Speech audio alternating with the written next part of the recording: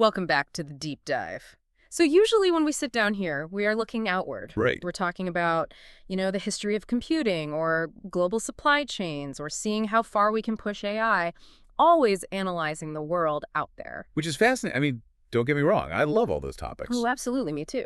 But today is different. We are taking that same analytical lens, that same sort of let's figure out how this machine works, energy, Turning it inward. and pointing it strictly inward. We're doing a deep dive into, well, us, or more specifically, the mechanics of the mind itself.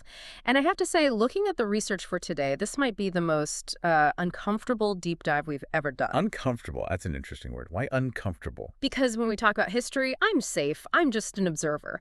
But this source material, seeing from within, it's kind of calling me out. It starts with this concept of the mind as a factory. And honestly, that hit a little too close to home. It's a powerful image. The idea that the mind is this production facility that just never shuts down. Right. And it's not producing widgets. It's producing thoughts, emotions, scenarios, arguments with people who aren't even in the room. And the text describes it as a joyride, which is such a perfect way to put it. You know that feeling. Oh, I do. You're just walking down the street, maybe you're just going to buy milk, and suddenly, whoosh, your mind just takes off. Without your permission. Completely without permission. 1 minute I'm thinking about milk, and the next I'm spiraling about a presentation I gave 4 years ago. Or I'm fantasizing about winning an award for a movie I haven't even written. It's fascinating, isn't it? The machinery just churns. It creates these entire worlds. Yeah. And the source material points out something critical right at the start. Yeah. You didn't ask for that. You didn't sit down and say, okay, for the next 20 minutes, I'd like to feel inadequate. No, I definitely did not order that from the menu. But the factory produced it anyway. Mm. And this is the premise we have to start with. We usually live inside that production. When the factory spits out stress, we don't just notice it. We become it. We sit right in the middle of the mess on the factory floor. That's the default setting. I am the passenger, and my mind is driving the car at 100 miles an hour, and I'm just screaming in the passenger seat. Exactly. And the mission of this deep dive, and really the core of this whole discussion, is to challenge that specific position, to see if we can, unbuckle that seatbelt and maybe step out of the car. See, that's where I get skeptical, because I've tried to stop my mind before. Everyone says, oh, just clear your mind. Yeah, right? Good luck with that. It's like trying to hold back a tsunami with a spoon. It doesn't work. And you're right, it doesn't. But here's the good news. That isn't the goal. The goal is not to shut down the factory. You can't just stop the mind from thinking. That's what it's built to do. So if we aren't stopping it, what are we doing? We're shifting our relationship to it. Okay. We're moving from being the thought to seeing the thought. From being to seeing. Okay. That sounds catchy, but I want to unpack what that actually, looks like. Because it sounds a bit like abstract philosophy, and I have a low tolerance for theory I can't actually use. I know, and I'm with you on that. If we can't verify this in our own experience right now, then it's useless. This isn't about believing something. It's about checking the data of your own consciousness. So let's look at the first big hurdle. The source calls it the I am trap. The I am trap. This is about language, right? It starts with language, but language shapes our reality. Think about how we talk when the factory produces a strong emotion. If you get a wave of anxiety, what's the first thing you say to yourself? I say I am anxious.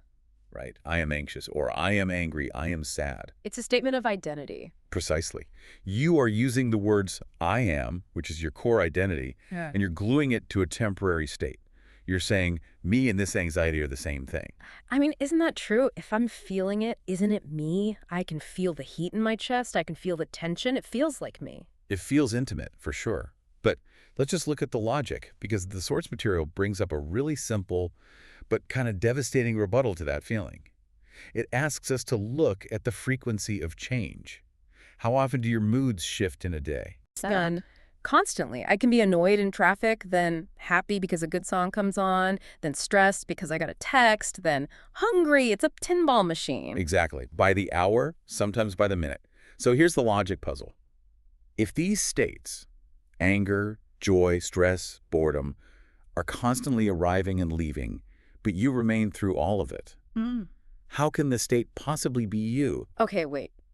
Walk me through that again. Wait, when the anger leaves, do you disappear? No, I'm still here. And before the anger arrived, were you already there? Yes. So you are the constant. The emotion is just the weather passing through. Yeah.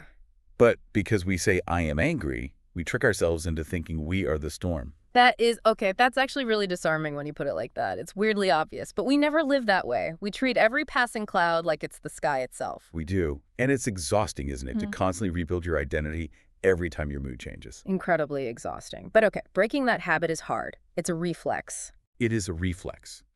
And to help us break it, the source material offers two really strong metaphors. I think the visuals really help here. The first one is the security guard. I liked this one. It's very cinematic. It is. I want you to really picture this. Imagine a small security room. It's got no windows, just a bank of monitors on the wall. And those screens are showing live feeds from all over a building. Okay, I'm picturing it. On one screen, you've got a traffic jam outside. On another, people arguing in a conference room. On another, maybe someone is laughing in the break room. The images are just constantly changing. Right. Lots of noise, lots of action. Now imagine the security guard, sitting in a chair, watching the screens, maybe holding a cup of coffee, just watching. Okay, I'm the guard. So here's a question. When the screen shows the traffic jam, does the guard become a car? No. When the screen shows the argument, does the guard start shouting? No, the guard is just sitting in the chair. The guard is steady. That's the application. The mind is the screens. It's playing all these movies, memories, worries, that song stuck in your head. But you are the guard. You're the steady observer. But here's my pushback on that. In real life, I don't feel like the guard. When I'm angry, I feel like I'm inside the screen. I'm the guy shouting in the conference room. I get sucked into the movie. We all do. That's the joyride we talked about. We stare so closely at the monitor that we forget we're sitting in the chair. We see the argument and we shout, that's me, I'm fighting. But the practice, the skill we're talking about today is learning to lean back in the chair, to remember that there's a distance. Leaning back, I like that. It's not about smashing the screen, it's just backing up. Exactly. And there's a second metaphor that might click even more for people, the playlist. Yeah, this one was super relatable. Think about your phone.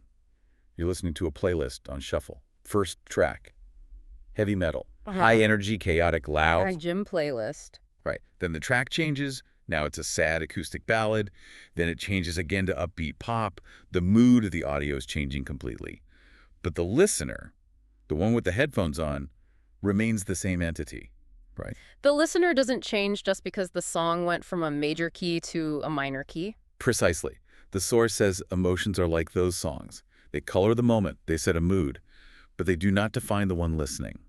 You are not the song. You're the one hearing the song. Okay, so if I'm the listener, I don't have to fight the sad song. Yo, why would you? It's just a track. It'll end in 3 minutes. That is such a relief. But I have a worry here, and I think some listeners might be thinking this too. If I just watch my emotions like a security guard or listen to them like a song, isn't that kind of cold? Am I turning into a robot? Like, beep boop, I am observing sadness. It feels detached. That's a very common fear. We think that if we aren't drowning in the emotion, we aren't really feeling it. But the source clarifies this beautifully. It's not about not feeling. The security guard still sees the images. The listener still hears the music. You still feel the heat of the anger or the heaviness of the sadness. So I'm not suppressing it. Not at all. In fact, you feel it more clearly because you aren't flailing around inside it. You're seeing it for what it is. Yeah. It's the difference between being trapped in a burning house versus standing safely outside watching the fire. You still feel the heat. You just aren't burning to death. Okay. That makes sense. It's clarity, not numbness. Clarity, that's the word. And to get that clarity, the source material gives us a specific technical rule. It calls it the distinction between the seer and the seen. Seer and seen. Let's get into the mechanics of this. It boils down to a rule of observation. And the rule is simple. If you can observe something, it is an object in your awareness. Therefore, it is not you. If I can see it, I can't be it. Right. Look at your hand. You can see your hand, right? Yeah. So you are the seer. The hand is the seen. You are the subject. The hand is the object. Now, turn that inward. Can you see your thoughts? Could you catch yourself worrying? Yeah, absolutely. Like when you snap out of a daydream. You go, whoa, I was just thinking about dinner for like 10 minutes. That snap is the proof. In that moment, you stepped out of the stream. You noticed the thought. You became the noticer. The thought became the noticed. And if you can notice the thought, then strictly speaking, you cannot be the thought. I am the seer. The thought is the seen. Yes. It's funny. It sounds like a riddle, but it's actually just simple logic. It's the mechanics of awareness. And you can practice this. In fact, the source outlines a specific exercise called the ladder of language. And I really want us to walk through this because when I tried it, it felt really awkward at first. Oh, I tried it too. It definitely felt weird. But Right? let's do it. So the goal is to shift how we talk to ourselves about an emotion. Right. We're going to climb this ladder, run by run, to create distance. Let's use anger. That's a sticky one. Okay. Step 1. This is where most of us live. Say the default phrase. I am angry. Okay, sit with that. How does that feel? Heavy. Tight. It feels like the anger is my entire world. There's no room for anything else. I am the anger. Right, it's total identification. Yeah. Now, step 2. Add a verb. Say, I feel angry. I feel angry. Okay. Subtle difference. It implies that the I is doing something feeling and the anger is the thing being felt. Still pretty close, though. It is, but you've introduced a tiny gap. Now, step 3, this is where it gets interesting. Localize it. Say, my mind feels angry. My mind feels angry. Okay, that sounds weird. It feels like I'm talking about a separate body part, like saying my knee hurts. Exactly. That's what we want. When your knee hurts, you don't say, I am knee pain. You say, my knee hurts. You identify the location. So my mind feels angry, puts the anger over there. In the mind, not in me. You're creating space. Now, step 4. Let's get even more objective. Make it an event. Say, my mind is experiencing anger. My mind is experiencing anger. Now I sound like a scientist. This subject is currently experiencing high levels of rage. I know, it sounds clinical. But do you feel the heat going down a little? Yeah, actually. It's hard to be furious when you're narrating it like a nature documentary. That's the point. You're breaking the trance. Now, step 5. The pivot. Say, I can observe the anger. I can observe the anger. Okay, boom, that's the seer. If I'm observing it, I'm standing outside of it, I'm back in the security guard's chair. And finally, the destination. Step 6. Yeah. Say, I am the one who sees the anger. I am the one who sees the anger. Wow, that feels completely different from where we started. I am angry. Feels like being trapped in a small box. I'm the one who sees the anger. Feels like open space. It changes the whole geometry of your internal world. You aren't pushing the emotion away. The anger's still there on the screen, but you aren't tangled in the wires anymore. So let's apply this to the real world. Because listeners are probably thinking, okay, cool word games, but what about when someone cuts me off in traffic? Let's look at that. Road rage is a perfect example. So a guy cuts me off, the factory kicks into high gear. Right. The factory produces thoughts. He disrespected me. What an idiot. I should honk. And usually I jump straight into the trap. I am furious, and I'm honking, and my blood pressure is through the roof. But if you apply the seer position, Okay, so I catch it. I notice the reaction. I say to myself, okay, my mind is currently experiencing a lot of aggression. My mind is replaying the cutoff. and suddenly you have a choice. You can see the adrenaline spike, but you don't have to act on it. You don't have to put your foot on the gas. The tangle loosens. The tangle loosens. That's the phrase the source uses. It doesn't mean you become a Zen master instantly. The mind will still produce the noise. But you don't have to believe everything the factory prints out. That is surprisingly practical for something that sounds so mystical. It works for insomnia too, right? Oh, it's huge for insomnia. Lying in bed, watching the mind loop on a worry. If you are the worry, you can't sleep. If you watch the worry, it becomes just a boring movie playing in the background. Eventually, you can just drift off. Just a boring movie. I Well, love that. Now, I want to pivot to how the source material ends. Because we've established this really cool tool. I am the seer. I am the observer. That feels empowering. It does. It feels solid. But then, there is a deeper question that starts to bubble up. And the text handles this in a really interesting way. Yeah, I felt this coming. If I'm not my thoughts, and I'm not my emotions, and I'm not even my personality because I can observe that, then who the hell am I? It is the ultimate question, isn't it? Who is the seer? I was waiting for the text to just give me the answer. You know, the seer is your soul, or the seer is consciousness, or some big definition. But it doesn't give one, does it? No. It completely leaves you hanging. And I think that's incredibly important. Because think about it.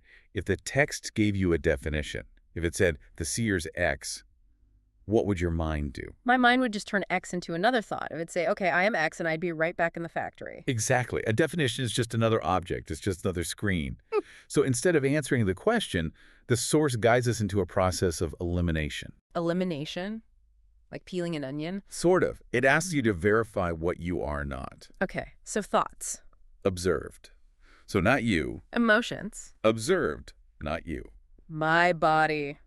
The sensation. You can feel your body. You can observe it. So that's the scene. not the seer. Even my memories, my whole story of who I am. Can you look back in your memories? Yeah. Then you are the one looking. You're not the memory itself. It's kind of dizzying. It keeps stripping things away until there's nothing left to hold on to. It leaves you standing in an open doorway.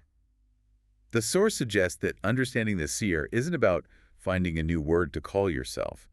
It's about standing in that space where the words stop. It's not an explanation, it's an experience. Yes, it's the realization that you are the background, not the foreground. You are the silence behind the noise.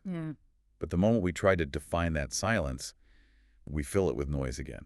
So the ending isn't a period, it's an open question. It is. And I think the invitation of this deep dive is to not try to solve that mystery right now. We don't need to write a thesis on who is the seer. We just need to find the position. Just notice the distinction. There is the changing, the joyride, the factory, the playlist. And there is the one who notices the change.